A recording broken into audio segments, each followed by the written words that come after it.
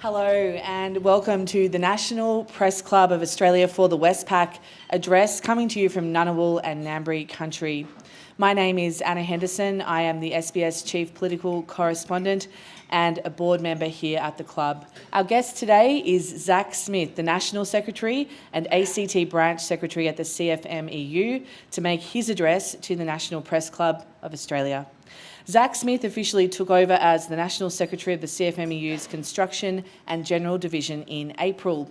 At 35, he is one of the youngest national leaders of the union movement and became National Secretary after leading the ACT branch, a position he still holds.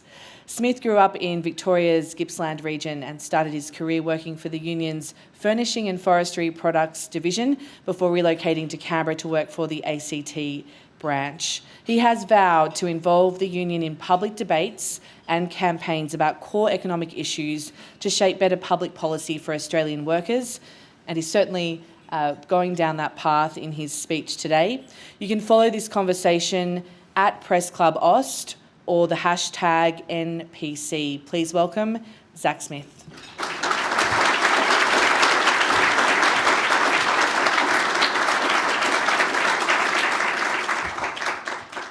Thank you very much, Anna. I want to start by acknowledging the traditional owners of the land on which we meet today, the lands of the Ngunnawal people, and I want to pay my respects to their elders past and present. I want to make a special acknowledgement of Auntie Violet Sheridan and her son Richie Allen, who are both joining us today. Our union is very proud to call you both friends and to join with you in your struggle for a voice, treaty and truth-telling. I want to acknowledge my CFMEU brothers and sisters in the room today and the other representatives from across the mighty trade union movement and our friends from the community housing organisations. I also note proud CFMEU members, Bob Catter, the Honourable Member for Kennedy, and Michael Pedersen, ACT MLA for Yerrabee. I also note we are joined by Senator David Shoebridge and Paul Erickson, the Federal Secretary of the ALP. I want to acknowledge the many representatives from the building and construction industry that are in the room today, including their peak body, the Australian Constructors Association. And thank you very much to the National Press Club for having me today. Finally, and with great sadness, I want to make one other acknowledgement. Someone who would have been with us today but tragically passed away yesterday morning. Dr. Damien West was a friend and a loyal public servant, serving both the federal government but also the Victorian state and ACT territory governments with unwavering dedication. I'd also note with sadness the passing of Hughie Hamilton, a leader of our Queensland Union for many years, and his significant contribution to the public debate, in particular around housing and other social causes. It is an honour to address you today as the National Secretary of the CFMEU. I represent a union that has been at the forefront of nation-defining change since before Federation. It was the stonemasons, the predecessors to our union, who won the 8-hour day in 1856. And today, workers in the same trade are fighting to no longer be exposed to the deadly dust from engineered stone. And we won't stop fighting until that toxic material is banned, just like we did with asbestos. I represent the Union of Greenbands, the union that saved low-income housing, the union that protected national heritage. And today, we see no problem more pressing, more dire than the incapacity of our nation to house all its people. So today I want to explain why we believe the current housing situation is a unique national crisis and why we need to be so much more ambitious about solving that crisis.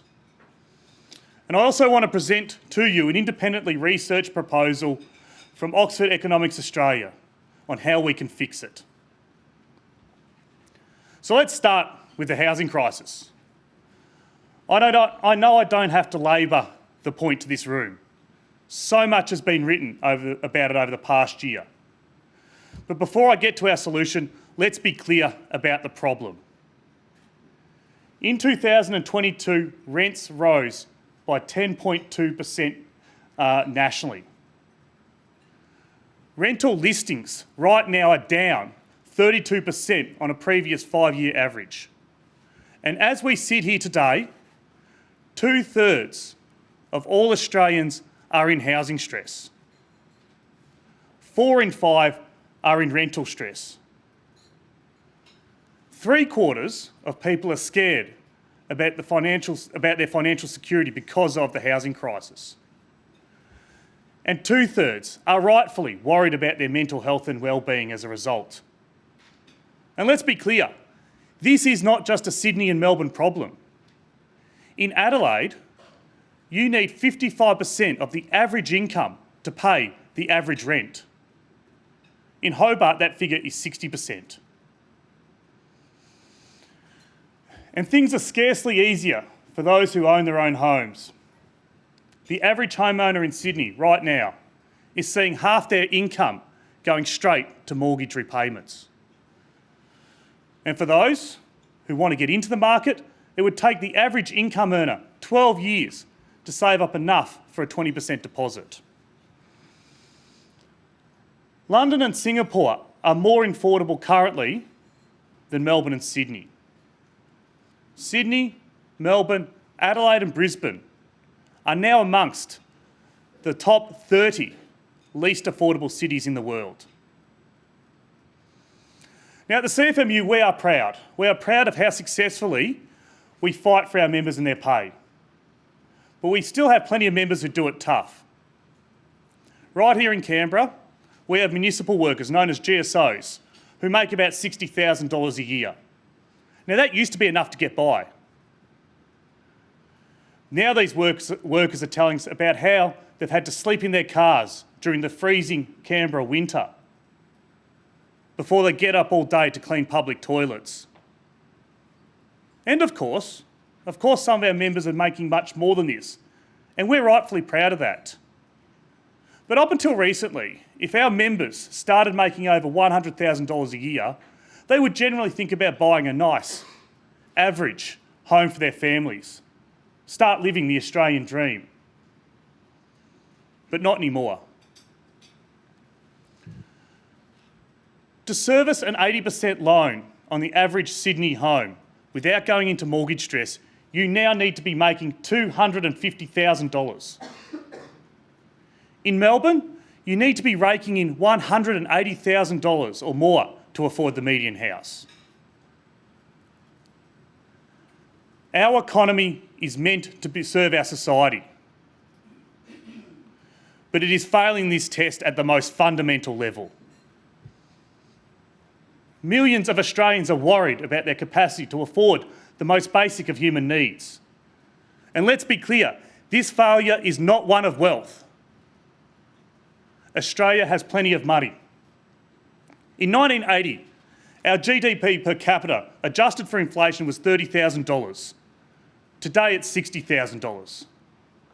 So as a nation, what that means is we are twice as rich as we were 4 decades ago. And yet millions of us woke up today worried about becoming homeless. And 150,000 Australians woke up today actually experiencing homelessness. Just consider that. Think about the misery, the fear, the anxiety, the anger that goes with that. Think about it. You're a teenager, growing up shunted from shelter to shelter, sleeping in cars, watching your mum work her guts out every day, and yet still not being able to put a stable roof over your head. Or imagine you live in one of those 10 cities that we've seen pop up on the outskirts of regional towns like Batemans Bay. Imagine your dad's working hard as a construction worker, but still can't afford to rent anywhere. And then imagine you catch a headline in the Sydney Morning Herald about how the trophy home market has hit a new high this year.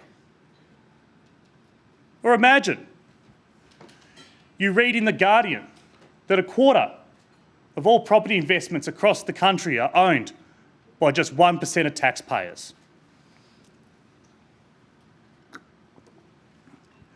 Now, I'm not saying the pitchforks are due to arrive next week, but we're not exactly sowing the seeds of social harmony, are we?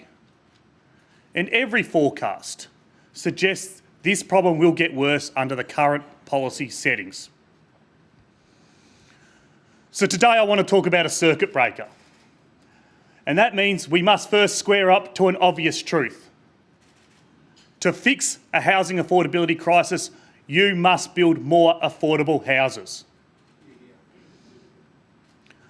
I've been pretty taken aback this year to see how hard some people have contorted themselves to claim that this isn't the answer. Now, some of these people are the status quo defending economists or politicians. Some of the local government types who hear about new construction and envisage towers full of undesirables, people who might bring down the tone of their neighbourhood.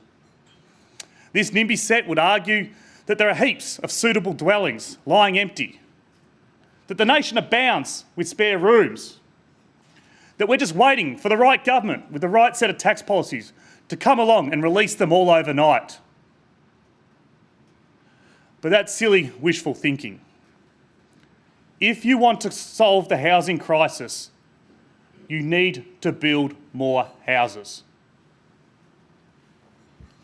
Fortunately, the business lobby acknowledges this, and responsible governments around Australia recognise it too. The federal government has obviously laid out the Housing Australia Future Fund, which we do believe Parliament should pass as soon as possible.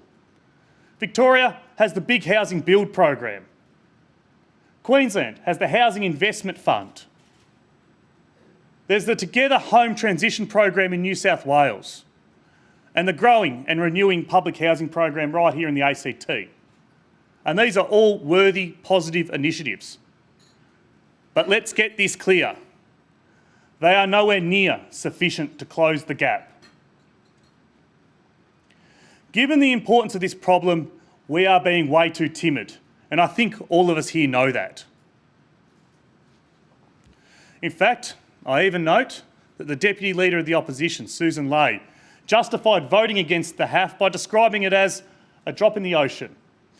But I haven't heard any word yet from Ms Ley about how a more ambitious government would boost the volume of that drop.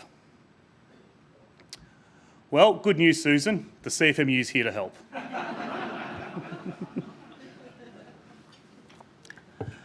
A big challenge demands a big solution. We need to be bold, although only bold by 2023 standards, mind you. We don't have to build universal health care, or pioneer social security, or reinvent the 8-hour day. We don't need to have half the courage that our forebears did. But we do need to move more boldly than we've done for quite a while. We need big, structural reform aimed at a serious, long-term fix. Which is why, as soon as I got this job, I commissioned independent economists at Oxford Economics Australia to take a deep look at this. Because it's easy to pontificate the problem, all too easy, to blame government for being too timid. But to drag the debate forward, you need to put a real solution on the table. We're a construction union. We're interested in things that work practically. And we also know that with every plan there comes trade-offs. And so we asked the report authors from Oxford Economics to be clear about those too. So what did they find? Well, for a start, they confirmed that even with all those new programs I just mentioned factored in, we're not going to come close to closing the gap.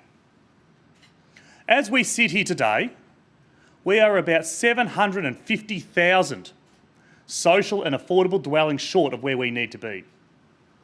It is a gap that's been widening rapidly. In fact, it's 18% wider than it was a decade ago. And even with all that's been promised by governments lately, with all of those initiatives, it will still grow by another 26% by 2041. So what do we need to do to close the gap? Well, Oxford Economics finds we would need to build about 52,600 dwellings a year between now and 2041. Theoretically, we could do this faster and hit the target quicker, but there are constraints on construction capacity, land release and so on. So 2041 is a feasible target. And if we operate on that time frame, and if we factor in how the cost of construction is expected to increase over the forecast period, we will need an investment of $511 billion between now and 2041. That is $500 billion.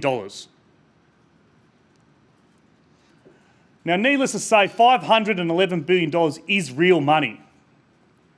So let's get utilitarian. How can you raise $511 billion while causing the least amount of suffering? The answer to us is clear: a super profits tax.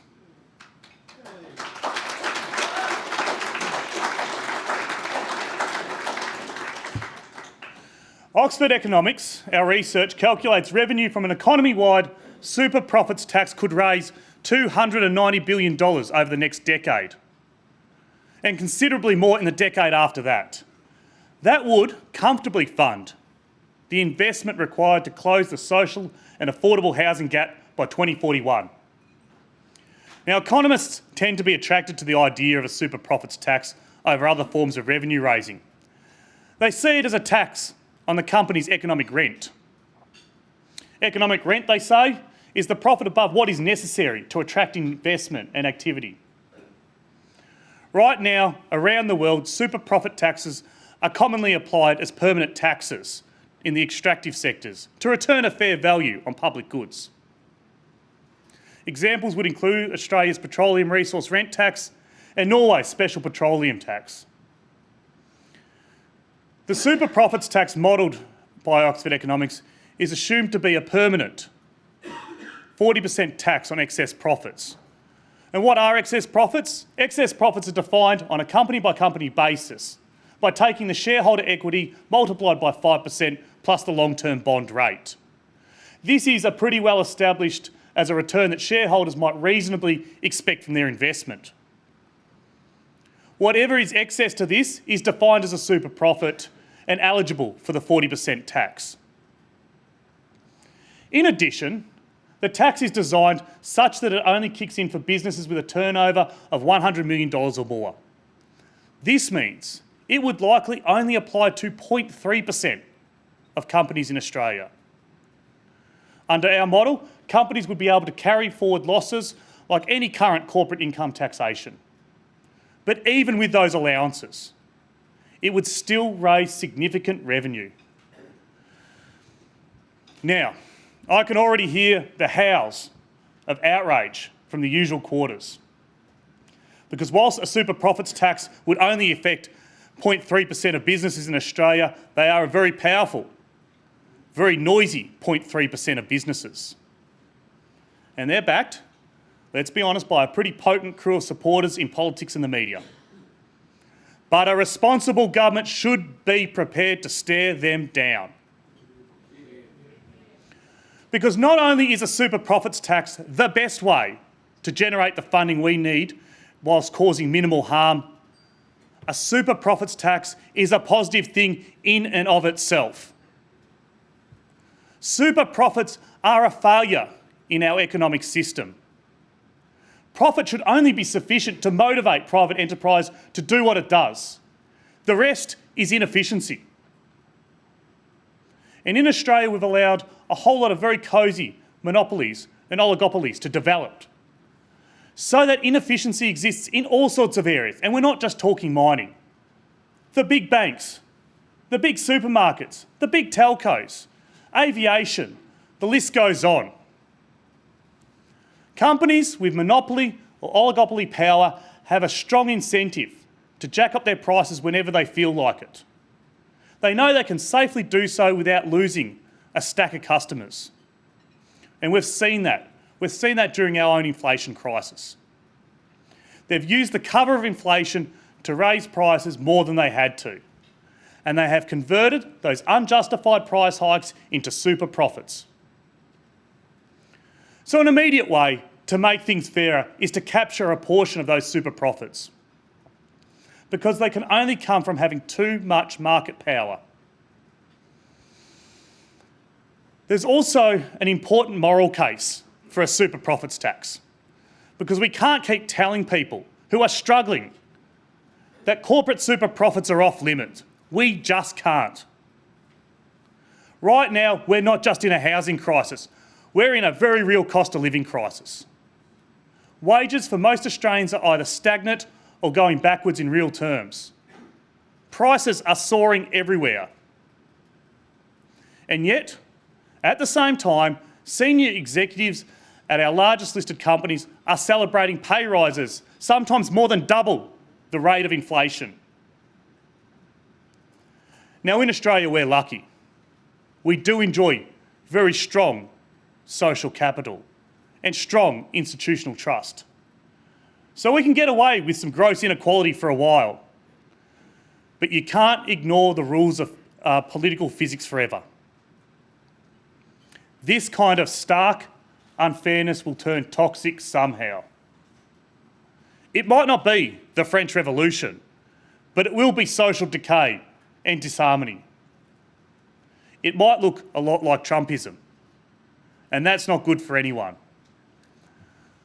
A super profits tax could be a powerful signal to the majority that there is some kind of fairness in the system. Sure, big corporations might gouge us from time to time, but your democratic government has a safeguard. There's a release valve in place. That release valve would be particularly valuable in moments like this, when people are getting smashed with inflation, to know that while their rates and grocery bills go up, the extra that they are paying will not just flow straight to company profits. Now, of course, there is no such thing as an easy fix when you're talking about a problem this big.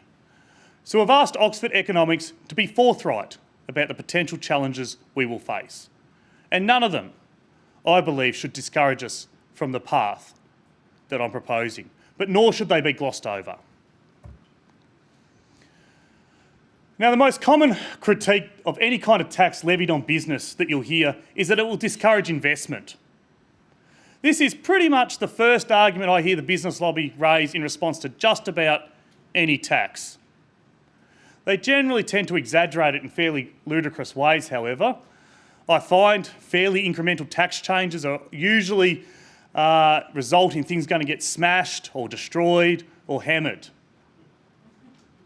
But it doesn't always mean that they're 100% wrong either.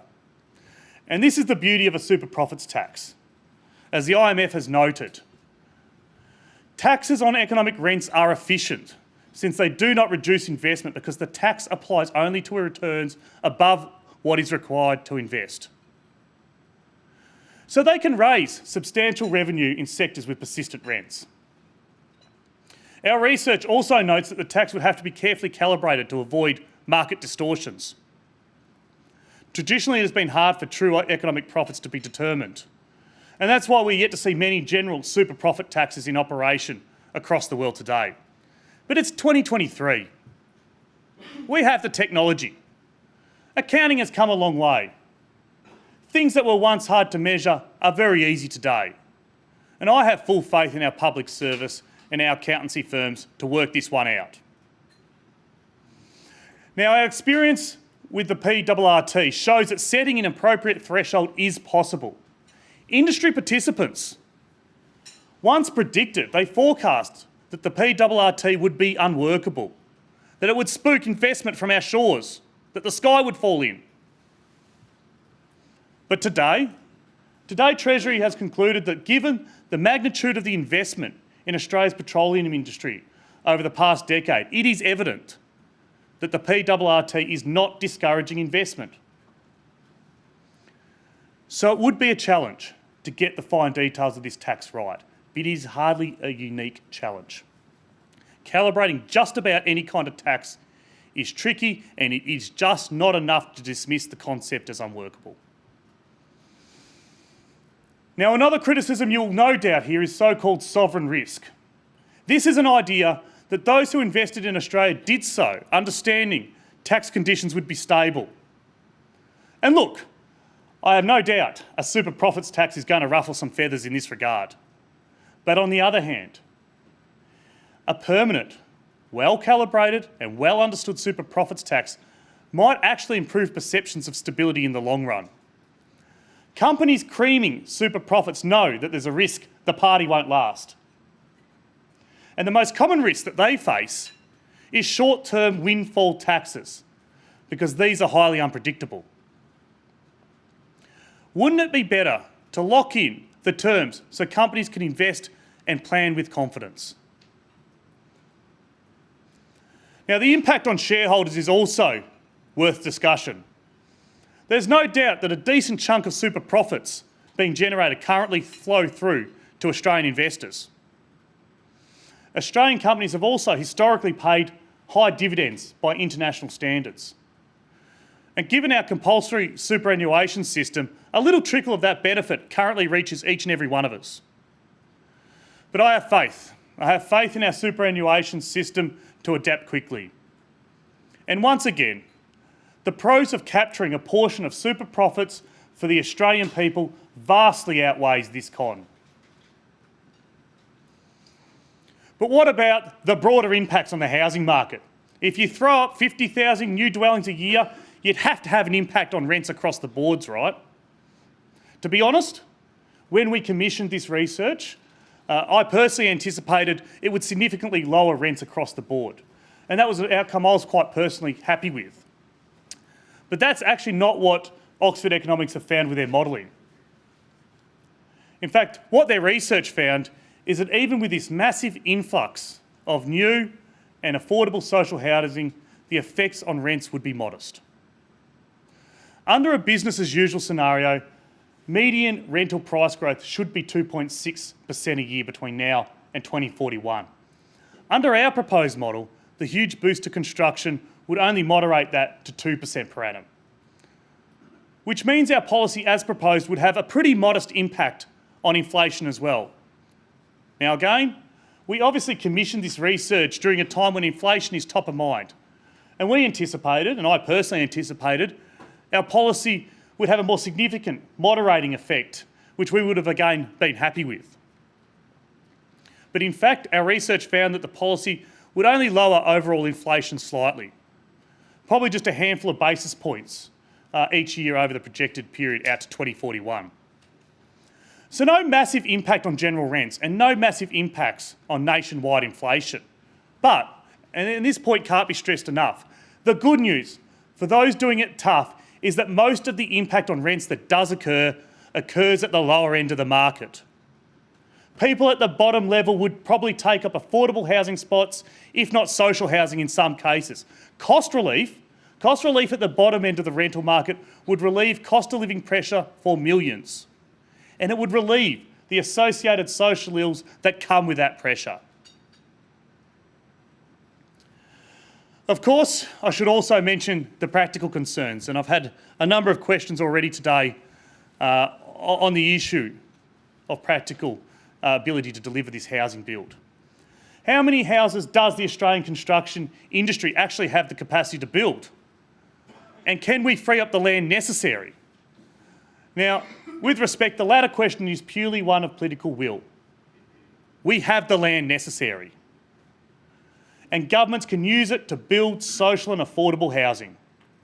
Cranky locals who oppose development in their areas are not unstoppable. And in fact, the latest research numbers that I've seen suggest that their numbers and strength might well be overstated anyway. But I get why local governments get spooked by NIMBYs. They're the ones who clog up their inboxes and fill their meetings. But they're not the majority. And in terms of Australia's construction industry, I have no doubt that our industry can deliver these homes. But to do so, we need to address the structural challenges we face as an industry. The rate of corporate insolvency in construction needs addressing, and we need to better apportion commercial risk in our industry. Our union has proposed various ways to improve liquidity in the industry, and we certainly don't think this is an insurmountable challenge. Labour shortages can also be addressed, and of course, migration will play a role, but that should be permanent, skilled migration. We also believe there's a lot more, so much more that can be done to make the industry more accessible to women. And we also have to make drastic improvements to the quality of training and skills and the incentives to participate in our great industry. But all these structural problems are fixable. And I look forward to working on fixing them with the industry leaders that are here in the room today. So today is the first day of our official campaign. End the housing crisis, tax super profits.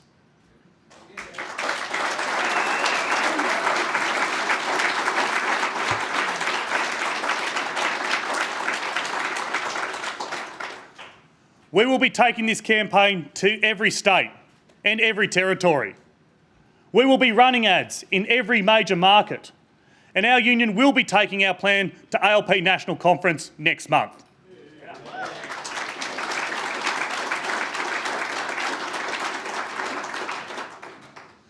Now, I know the corporates and the status quo defenders will cry wolf. That's their job. But they should understand it's actually in their interest to get on board. Never forget, the tax we propose can only sting you if you're already lucky enough to be making super profits. For 99.7% of Australian businesses, this will never be an issue.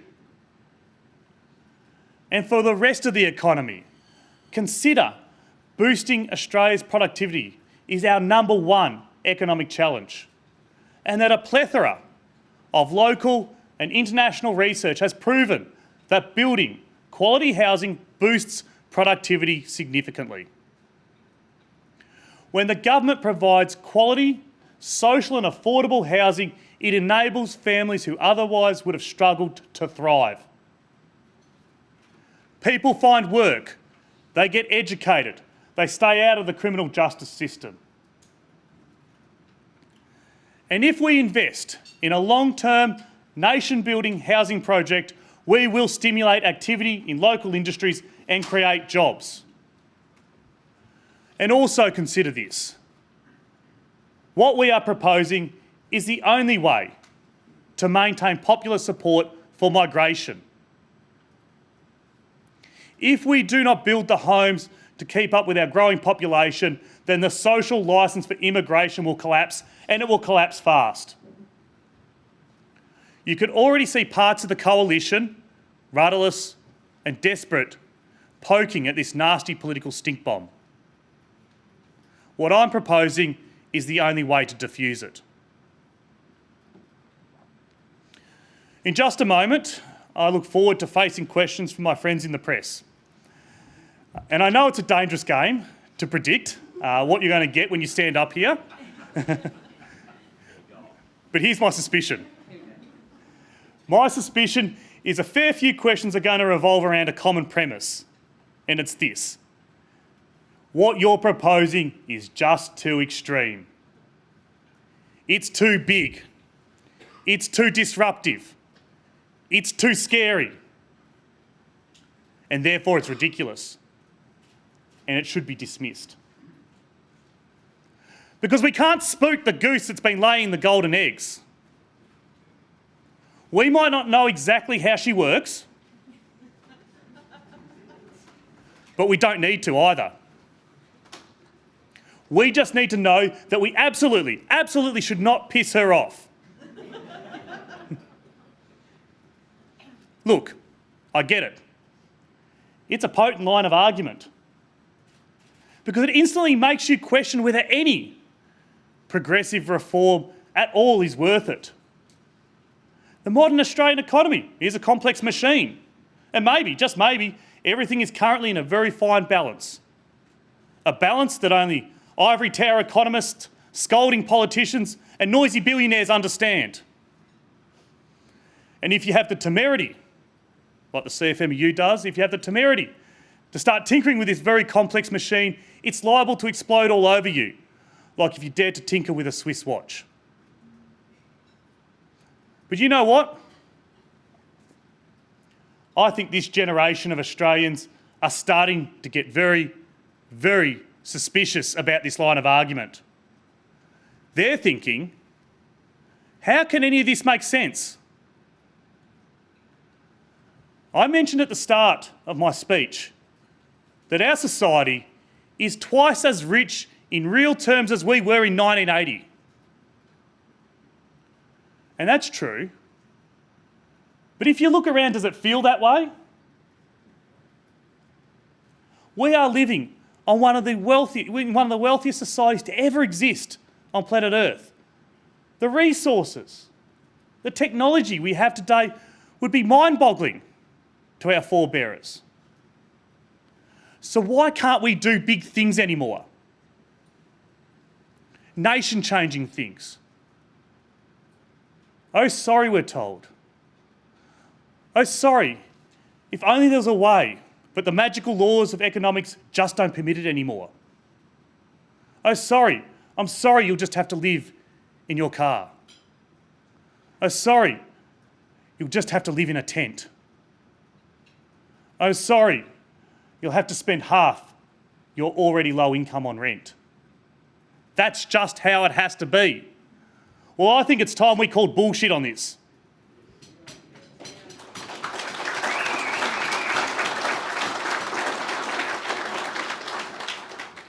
The money exists.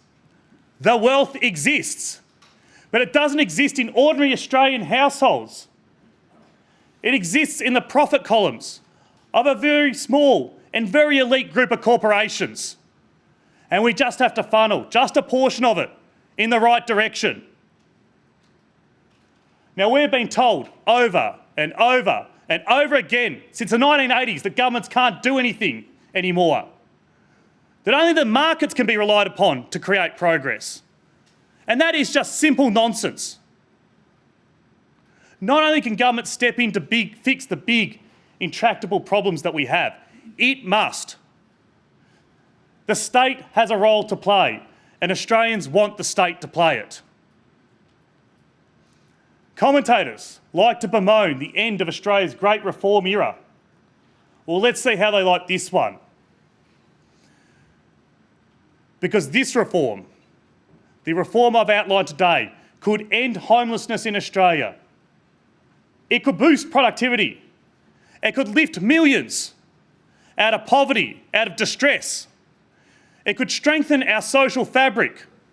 And it could inject vitality and life into moribund towns and urban areas. I know we're not used to thinking about this big anymore, but there is such a strong appetite out there for an idea like this one. It could define this government as one of the great Australian governments. It could go down in history as the government that ended the housing crisis and taxed super profits.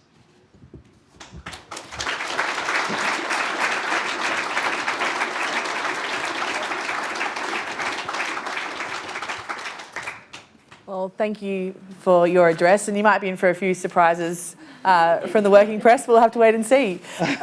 In terms of what you've outlined there, it's obviously very ambitious and, as you said, something that is very controversial. We've seen in the past super profits become diabolical in politics. This morning, the Prime Minister was asked for a reaction to what you have floated, and he said no, he was not going to provide a reaction at that point. So we haven't heard a fulsome response from Anthony Albanese yet.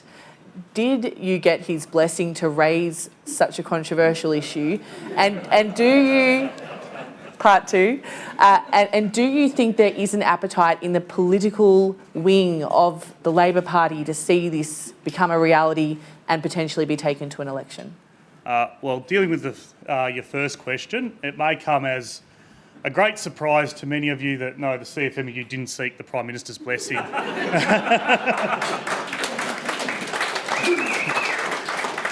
for this campaign. Obviously, we have a lot of conversations, though, with the government, a lot of very serious conversations with the government at all different levels on this serious issue.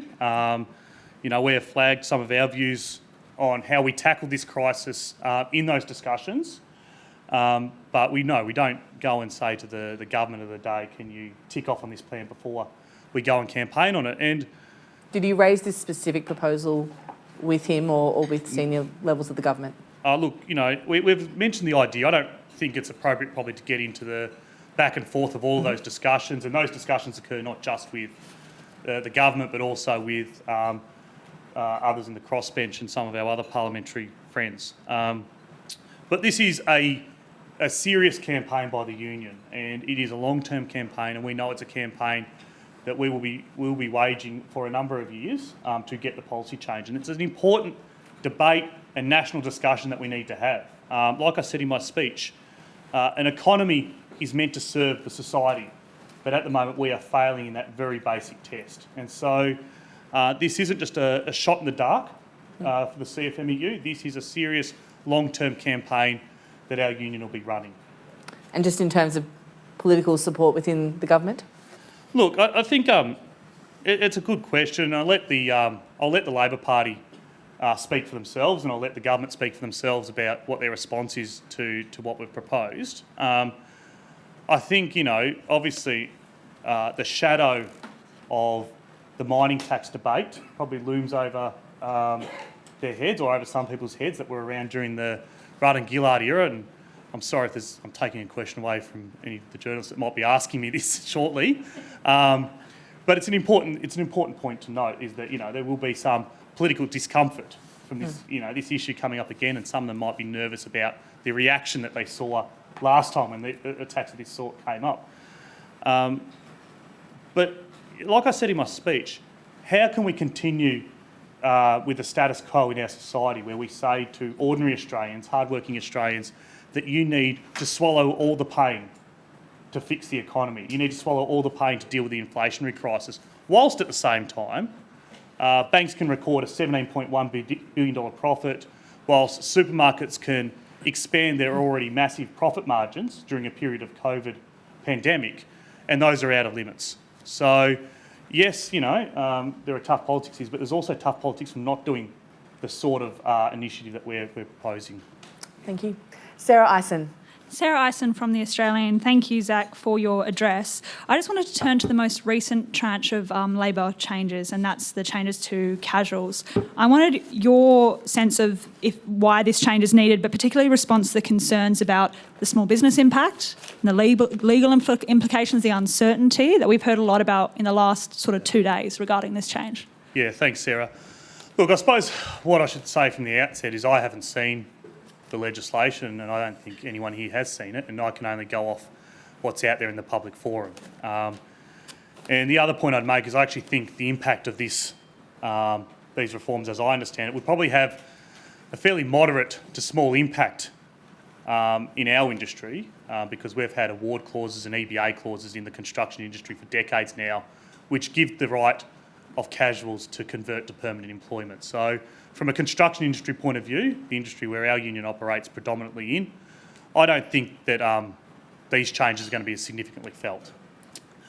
The only thing I'd say in terms of impacts on small business and impacts on businesses more largely, I think there's a lot of talk about what these changes are not.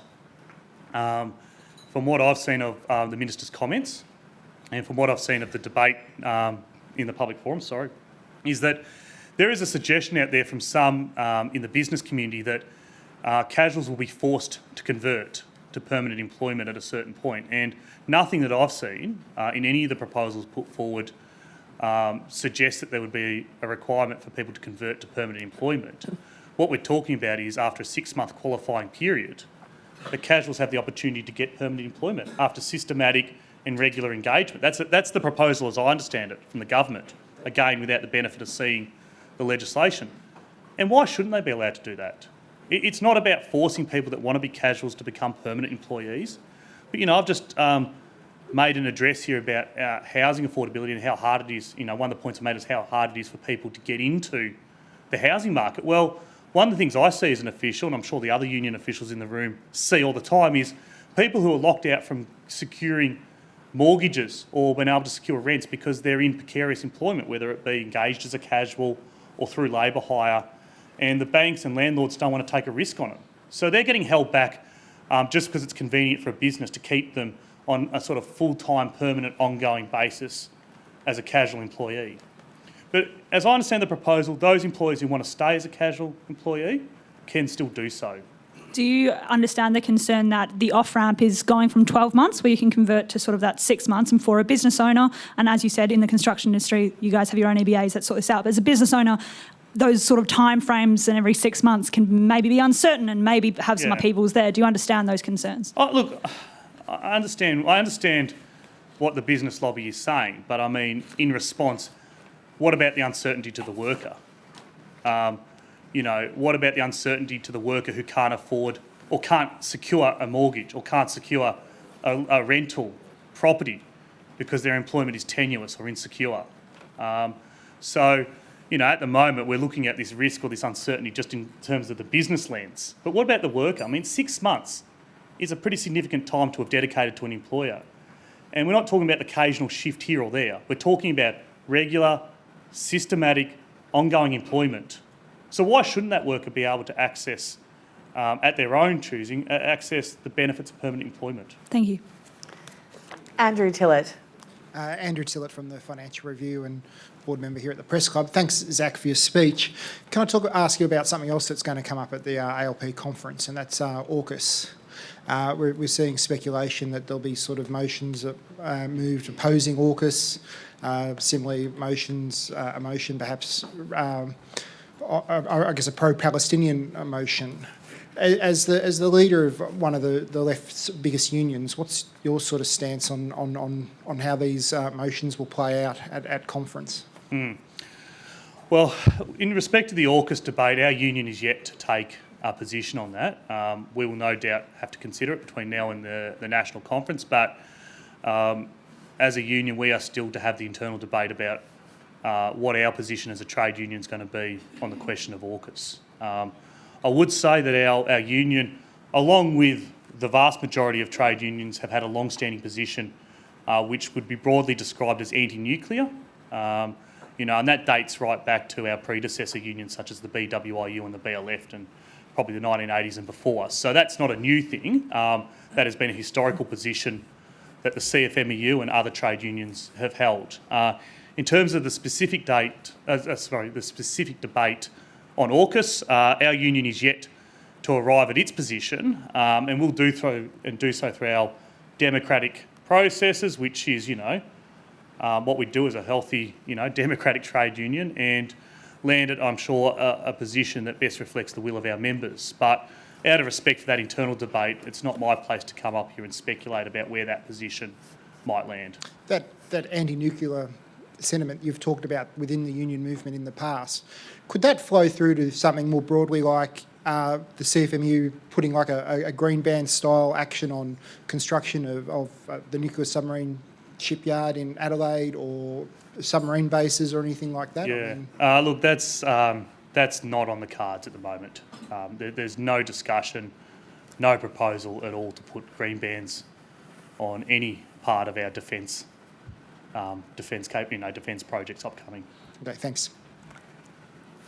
Andrew Brown. Andrew Brown from AAP Newswire. You've been very vocal about silicosis and the ban of silica in kitchen benchtops. You've previously said that silica in benchtops is the asbestos of the 2020s. So given that work is underway with the federal government and the states and territories to ban it, what lessons from the phasing out of asbestos decades ago can you see working or potentially not working with the phasing out of silica benchtops? Yeah, good question. And we're not yet there on the ban for engineered stone. Obviously, we had a very promising commitment from the federal WHS Minister Tony Burke and his state and territory counterparts earlier in this year, but it's currently sitting at Safe Work Australia to do the more detailed and thorough study and come back with a proposal. Now, we know that this product is killing workers. We know that 1 in 4 workers in New South Wales alone is getting screened with silicosis or another form of deadly dust disease. 1 in 4. Let that number sink in for a second, that 1/4 of that whole sector is contracting some form of deadly dust disease, which is, in all but the rarest of cases, a life sentence. Which is why we've said come 1 July 2024, our union will ban engineered stone products on site.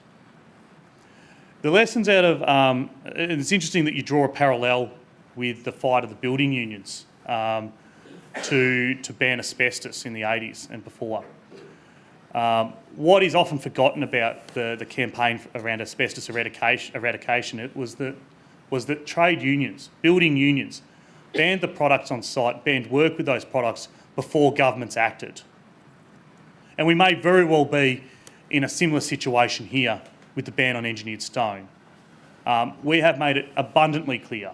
That we will not sit back and wait for governments to act or not act on engineered stone. We've set a deadline, come 1 July 2024, that we will ban the use and working with engineered stone on site. And so it's interesting that you draw the parallel, because there is very distinct parallels between that fight to eradicate asbestos-containing materials and the battle that we're facing with engineered stone. Now, obviously it goes without saying that we would hope that the federal government would act and state and territory governments would act well and truly before we get to that point of banning, and they would institute their own ban on the engineering, manufacture and importation of engineered stone. Adrian Rollins. G'day, Zach. Adrian Rollins from the Canberra Times. I wanted to ask you a wages question. We get latest wage figures out early next month.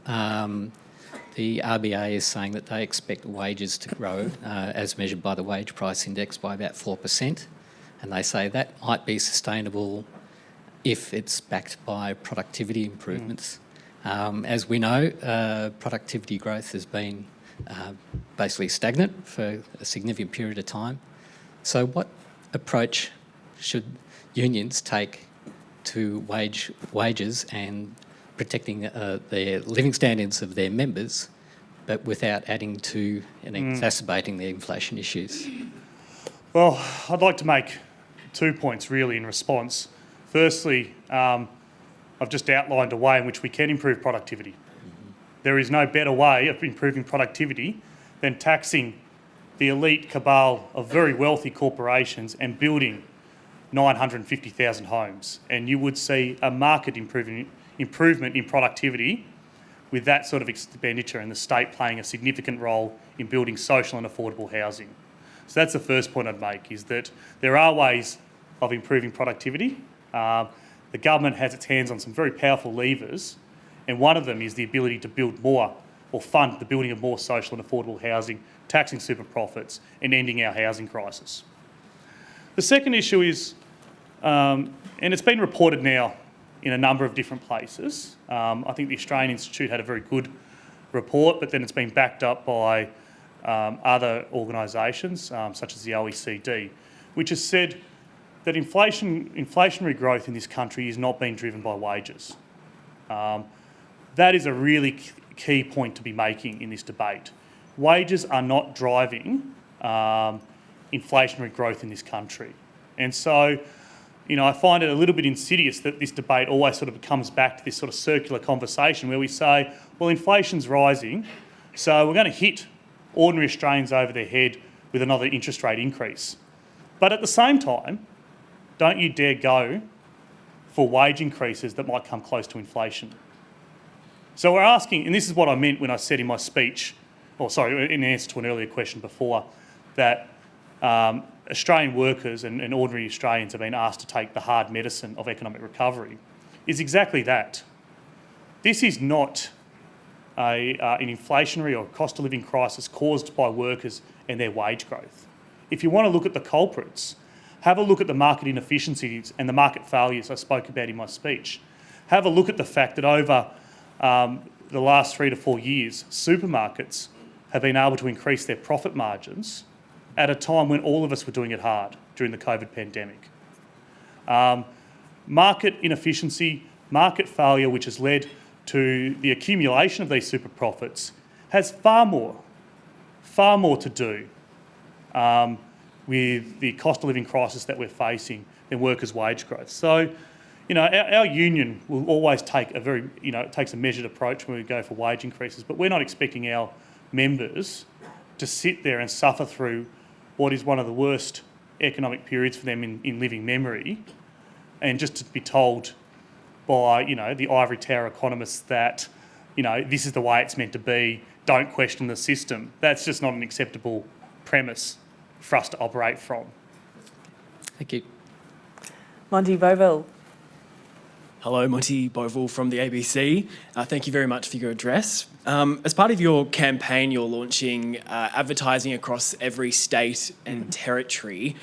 Obviously, the union will be forking out quite a bit of money for this. I guess, what's the aim of this advertising campaign? Who's it aimed at? Arguably, super profits tax isn't a term you'd hear in everyday conversation. I guess, are you hoping your message will cut through? Yeah, absolutely. I would answer that question by saying there are two key audiences. Firstly, and always, we want to target our national decision makers. We want them to have the courage to act boldly, more boldly than we've acted for decades. Like I said, we have been told, we have been beaten down as a population to say, you can't think big anymore, you can't do the big nation building exercises. Just let the markets take care of it. Just let the invisible hand fix all our ailments. The state doesn't have a role to play in fixing our problems. And it's just nonsense. And so we want our decision makers of all political persuasions to act more boldly than they have before, to actually have the courage to act to fix these issues, because there are solutions there, like the one we've outlined, to this national crisis. But it does require politicians to have the courage, to have the grit, to have the determination to act. And so the first, target of our campaign is decision makers. But we also want to target the public. We're a trade union. We're a membership organisation. Decisions are made from the rank and file up. Myself, like the other union leaders in the room, are elected by our members, and we want to be out there having a conversation with the rank and file, with ordinary workers and ordinary Australians, because they know something stinks. I have a lot of faith and a lot of confidence in the political antenna of most, of ordinary Australians, and most of them sense that something is off kilter here. They can't reconcile the fact that their interest rates keep increasing. At the same time, someone that they've never heard of before from the Reserve Bank is telling them to show wage restraint. But yet, then they read newspaper reports about how our social housing and our housing gap is increasing, and how CEO pays are going up, and how, this bank is recording a super profit, or that supermarket has had a record year. These things don't align for people. And so we want to actually have a national debate and a national conversation to say, here is an idea. As a trade union, we are prepared to lead from the front. We do that every single day on building sites and workplaces where we represent our members. We show leadership to our members. And what we're saying here is we're going to show leadership in society as well, and actually be at the forefront of these serious political discussions. And there is no issue more important, I think, to Australians right now than housing. And I'm proud to lead a union that has stepped up and said we're going to show political leadership in this country and force this debate that we so desperately need to have. Nick Stewart. Thank you. No argument with anything that you've said. The big issue is, we'll leave it at that then. you've used Oxford economics to support your case. I was lucky enough to spend a bit of time at Cambridge, so perhaps I've got a different idea. I was wondering, you say, for example, I think you said during your speech that it won't be solved till 2041, Yep. which is an enormous time. I mean, why wouldn't it be faster just to switch off the immigration faucet that's coming at the moment? We already have such a problem with building housing for people. Don't we need to concentrate on the people who are here at the moment? Sure, keep growing bigger, but do it one stage at a time. Don't we need to think about, what sort of population would you like to see Australia achieving? Do you think that we'll be digging more room around Penrith Lakes or Sydney Harbour to add more waterfront property? What are we going to do? How should people be living? And do we really need to be supporting one of Australia's most emissions-intensive industries at a time when the world is currently undergoing its hottest period for recorded history? Okay.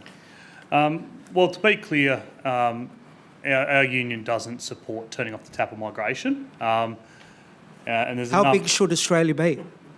Well, I'm not. There's a lot of people there that will contribute to that debate around how big the country should be and how big our population is. But you don't. I'm not one of those people that's going to offer up a number, and I don't have a number to offer. Skilled, permanent migration is the backbone of a lot of economic activity that occurs in this country, however. And the construction industry is not dissimilar. You have a look at some of the big nation-building projects, and there's one not too far from here, the Snowy Hydro project, which was built on the back of migration. So we wouldn't be suggesting for a second that we turn off the tap on migration. But that also wouldn't fix the issue.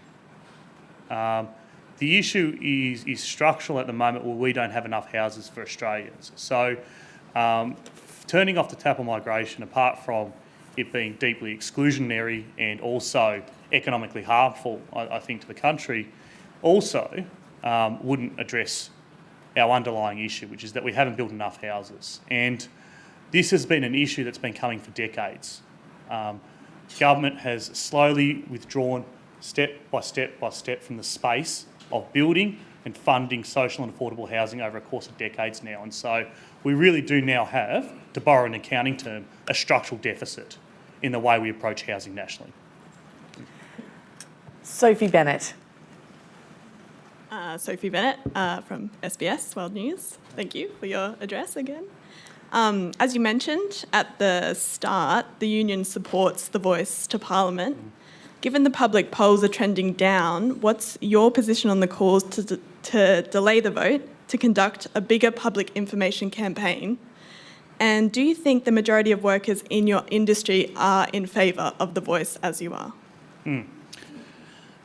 Look, no, don't support the calls to push it back. We're here in the ACT very fortunate, like I said at the start, to call some of the elders within the local community, the Ngunnawal community, our friends. And our view as a national union is really sort of directed by the Indigenous people that are engaged with the branch, and we really listen to our First Nation members and the elders that we talk to and how to approach our response to these issues. And what they're saying is, if not now, when? I have not heard a single person from the Indigenous community, from the Ngunnawal community or any other community around the country saying we should postpone the date of the referendum. And I think there's a very real fear that if you do so, then it may become one of those exercises that happens on the never never. So I think we do need to proceed with the referendum as the Prime Minister's proposed in the last quarter of this year. In terms of the support amongst construction workers or working people more broadly, I think one of the issues that the Yes campaign is focusing on at the moment is a campaign of disinformation. I watch this debate keenly, as I do a lot of other national debates, being in my role. It's part of the job. And there's a lot of talk about what this referendum isn't and not what it is, to quote some words that the Prime Minister used with Ben Fordham a few days ago. We are seeing a lot of misinformation getting out there around, the voice being able to override democratic decisions of the government or influence defence policy or basically play a role which just isn't a reality. It is an advisory body. It will give First Nations people in this country a voice that is so long overdue.